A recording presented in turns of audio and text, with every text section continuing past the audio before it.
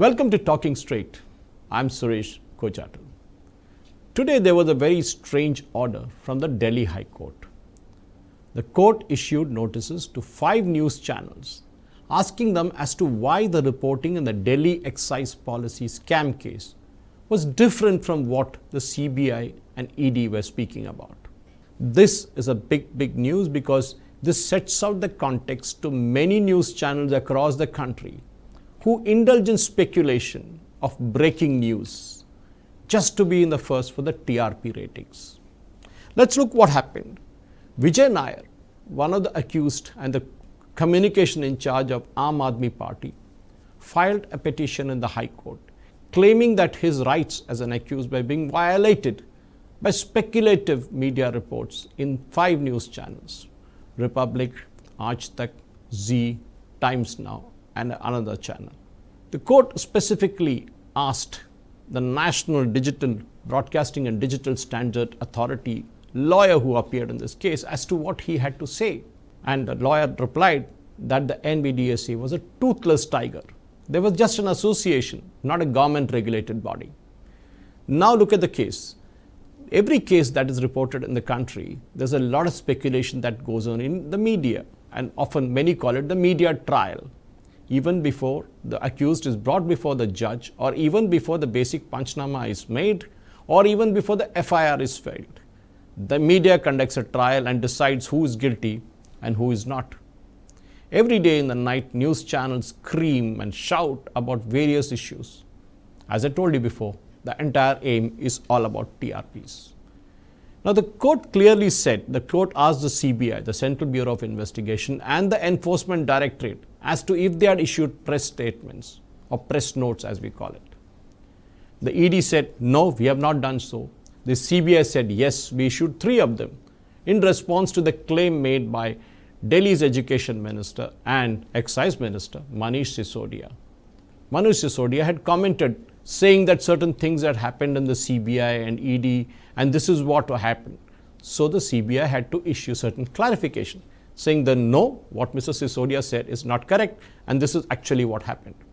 The court then looked at the coverage in the news channels and said what was reflected in the news channels has nothing to do with what the CBI had said, or even the orders of the court. Now let us look at the Moinabad case. All of us know what happened. The Moinabad farmhouse case, the famous case. The media were there even before the police reached. So obviously they had been tipped off. And we even saw that in the Arvind Dharmapuri's house, which was attacked the other day. The media were there before even the police got there. And the police intelligence department says they had no idea about it. Well, less said the better. But most importantly is this case that can media now, following the Delhi High Court order, do speculative reporting? Because quite often in the print media in the earlier days, there used to be a word called sources. Our sources in the Prime Minister's office said, and this is more prevalent during Manmohan Singh's time. And definitely after Modi ji came in, that entire source dried up totally. Today there's no leakage from the PMO. So the sources come from other places. In this specific case, in the Delhi excise scam, there were a lot of speculations of what was going on in the questioning by the CBI and the ED to various accused, including Vijay Nair. Vijay Nair says that the questions that were asked to him were actually being put out by the news channels, and they were not the actual questions. So, my question is, where does media draw the line? When do we start reporting on speculation and start actual reporting? The problem is, the actual reporting never happens, because every news channel wants to be the first to say that we did this breaking news. So ladies and gentlemen, my question to you and all of you who watch television every day and night, see the gladiators fighting out in the television studios to enjoy the battle like the old Romans and the Greeks did. But as the Delhi High Court said today, and it asked the National Digital Broadcasting and Digital Standard Authority, what are you doing about it? Well, they cannot do anything. There are government guidelines for this. And definitely the government guidelines are very clear that you cannot indulge in kite flying or speculative reporting.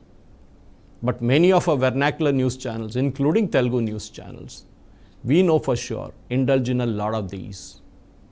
But there are very few news channels who actually give out news not screaming out stuff which doesn't have any basis.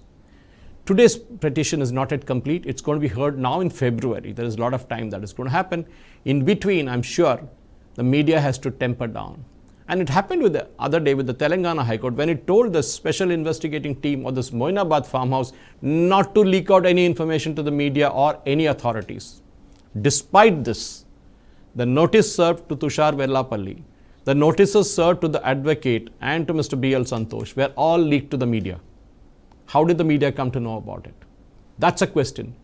SIT should have kept it secret even if it wanted to serve the notice. But it pasted the notice on the door of the accused. Accused was not available in the house, and thereby the media went to town with it. And this is the problem that many of us face, especially the public figures. There's a shoot and scoot policy. Say something, speculate something, make a big hue and cry, and finally when it is proved wrong, quietly move away to the next issue. This is the problem. And surely, somewhere along the way, a Lakshman Rekha has to be drawn. This cannot go on and on and on. Trial by media has to be stopped.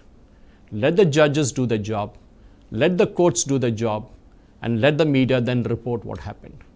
We saw in case of Nupur Sharma, and we saw in case of Raja Singh, how the media speculated what actually didn't happen in the court, especially in case of Nupur Sharma. There are many observations made by the two-judge bench that day. Unfortunately, they were not reflected, or fortunately, they were not reflected in the final order. But what was said in the court was debated on national television, tweeted, and across the world, and today Nupur Sharma faces a threat to her life. Who are the people who are responsible for this? Who are the accused if something happens to Nupur Sharma tomorrow? It is the same news channels, it is the same Twitter handles, like alt news, who are accused in this case. Because the court clearly said this is only an observation and not an order, and you have no right to report an observation that was made in the court. It should be clearly said that this was an observation. And today Delhi High Court made it very clear that unless it's an order, you cannot report it from the court. Or the news channels have to take the press notes from the official agencies, only then they can report it. Hopefully, this is a good sign of things to come. There has to be a maturity among the news channels in the way they report the news. Let's hope things come to a good sense later. It happens, good. If it doesn't happen, we will have to go back to the courts again and ask the judges what to do. Thank you, ladies and gentlemen, for watching. Jai Hind. Please subscribe to Nationalist Hub English channel for more interesting videos, and don't forget to like and share this video. Nationalist Hub, it's a news revolution.